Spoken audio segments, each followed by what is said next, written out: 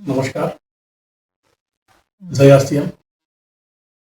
আজি মই আমাৰ RCM মাৰ্কেটিং প্লেন শ্ব' কৰি আছোঁ। চাই যাওক, আপোনালোকে ভিডিঅ'টো সম্পূৰ্ণ কৰি চাব। ৰাতি চালে গম নাপাব। মোৰ নাম মহেশ্বৰ ৰায়, মই এজন ড্ৰাইভাৰ।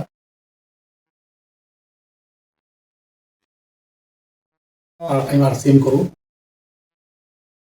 মোক দেখা আৰু শুনা আপোনালোকে মোৰ নতুন চেনেল ইউটিউব RCM ড্ৰিম মেকাৰলৈ আপোনালোকক স্বাগতম জনালোঁ।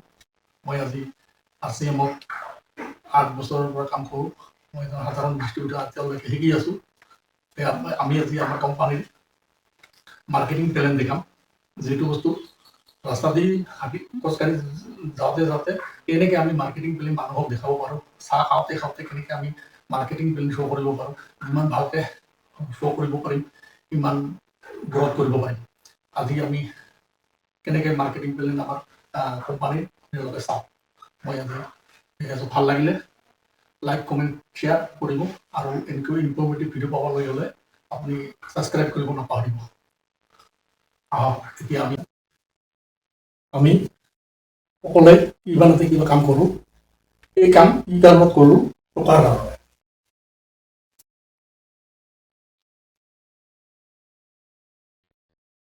টকাৰ কাৰণে। আৰু টকা ক'ত খৰচ কৰোঁ? আমি মাৰ্কেটত, বজাৰত খৰচ কৰোঁ কিছু পৰিমাণে।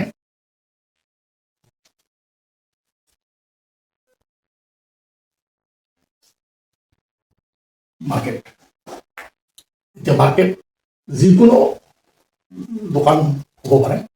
আমি সাধাৰণতে যেতিয়া আমি যাওঁ সকলোৰে যিকোনো এটা নাম থাকে, কিন্তু বজাৰত যোৱাৰ লগে লগে সকলোৰে এটাই নাম হয়, এইটো হৈছে কাষ্টমাৰ।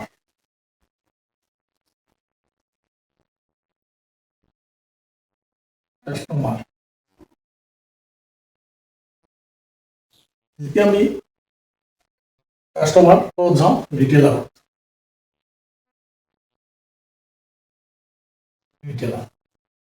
এই ৰিটেইলাৰজনে নাজানে যে কোনটো মাল কিমান বনায়, আমি কি কৰোঁ? ৰিটেইলাৰ সি প্ৰডাক্টটো ঘৰত নবনায়।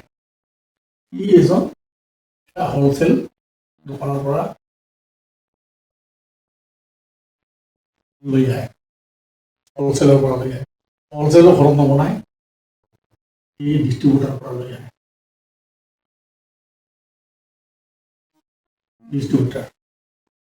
ডিষ্ট্ৰিবিউটাৰৰ ঘৰত নবনায়, সি লৈ আহে এটা CF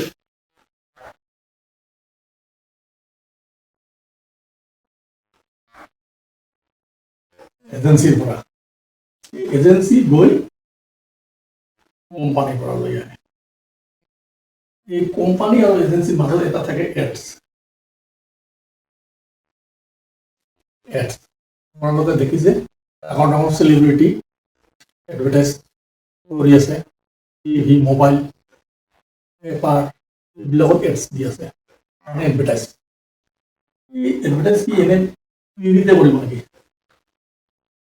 সিহঁতে হেভি এমাউণ্ট এটা কোম্পানীৰ পৰা লয়।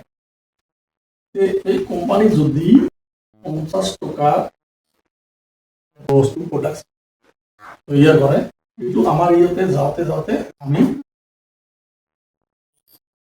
100 টকাত কিনিব লাগে। কিয়? এইটো কাৰণে কোম্পানী যদি 50 টকাত বনায়, ই ল'ব 10, এজেঞ্চি ল'ব 10, এইবাৰ এজেঞ্চি ডিষ্ট্ৰিবিউটৰক দিব 10 টকা। এজেঞ্চিৰ পৰা হ'লচেল ই ল'ব 10 টকা। আমাৰ এই ৰিটেইলত যাই পাওঁতে 100 টকা হয়। 50, 60, 70, 80 ই ল'ব 10 টকা। আমি আমাৰ হাতত আহি পৰাৰ লগে লগে 100 টকা হয়। মাজৰ মানুহখিনি ভাবে যে 50% মোৰ পেট নভৰে, মোক 70% লাগিব। 100 পিচ যদি কোম্পানীৰ পৰা 100 পিচ লয়, ইয়াতে 100 পিচ ডুপ্লিকেট কৰিব। 100 পিচ যেতিয়ালৈ 100 পিচ ডুপ্লিকেট কৰে, এই 70% টোটেল 200 পিচ হৈ যায়। ইয়াতে 200 পিচ অহাৰ লগে লগে এই ৰিটেইলাৰজনক এজন এজেণ্টে গৈ ক'লে যে দাদা আপোনাৰ 10 টকা লাভত কি হ'ব, আপুনি যদি 20 টকা লাভ পায়, তেতিয়াহ'লে মোৰ তাতে এটা প্ৰডাক্ট আছে, ই 20 টকা দিব।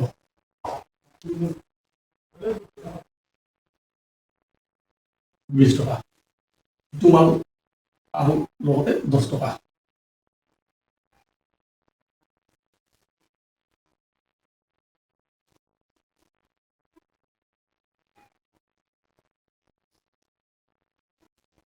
এতিয়া মানুহজনে কোনটো প্ৰডাক্ট বিকিব, 20 টকাটো বিকিব, প্ৰফিট চবাকে লাগে।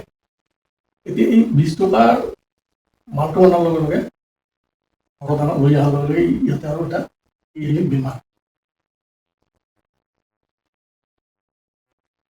বেমাৰ কাৰণ ডুপ্লিকেট প্ৰডাক্ট খালেতো নিশ্চয় বেমাৰ হ'ব। বেমাৰ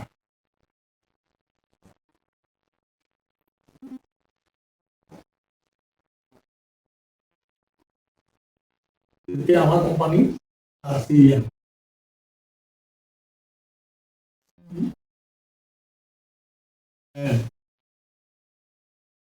টো ব্ৰেণ্ড, আসল নামটো হৈছে Resham shooting private limited.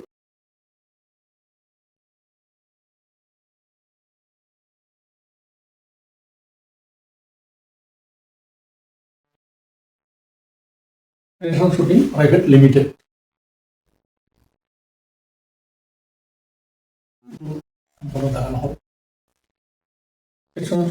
Private limited আমাৰ RCM কোম্পানীয়ে ভাবিলে যে কাষ্টমাৰ যদি কোম্পানী থাকে,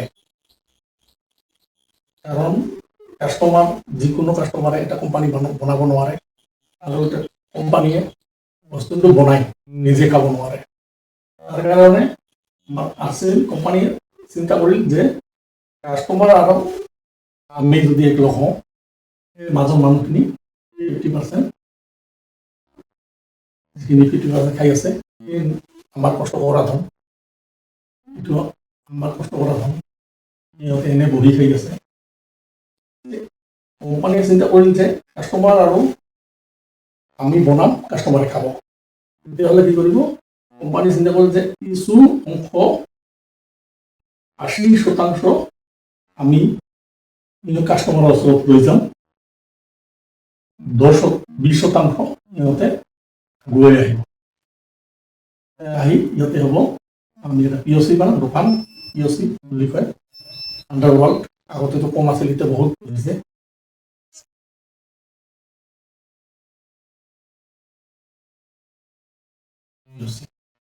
এতিয়া বহুত হৈছে। এতিয়া আমাৰ নিজৰ নিজৰ টাউনত ওচৰতে সকলো প্ৰডাক্ট পোৱা যায়।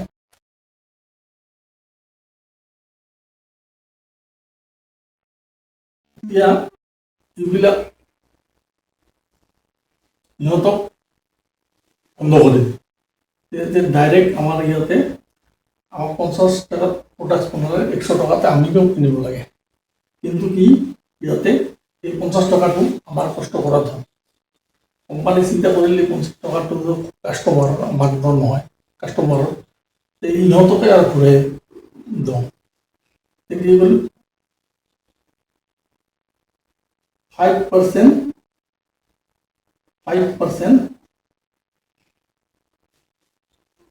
কেৰিং চাৰ্জ কাটিব, তাৰপিছত 45% ঘূৰাই দিব।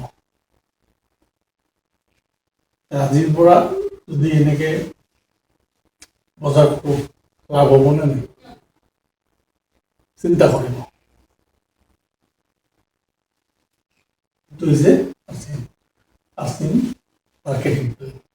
এনেকে আপুনি যদি ভালকে বুজে, আজিৰ পৰা যদি দোকান সলনি কৰে, ফায়দা।